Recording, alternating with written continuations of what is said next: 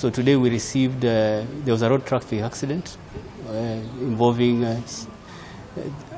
security officers in the army.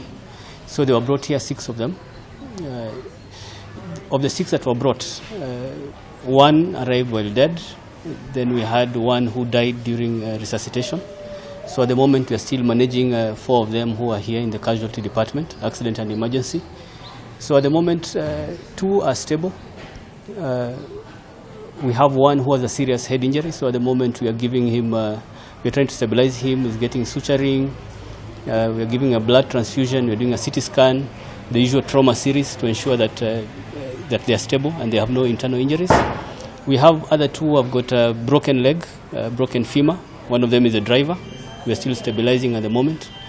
Meanwhile, we are in touch with the Forces Memorial Hospital, and they are organizing for them to be moved and to be airlifted.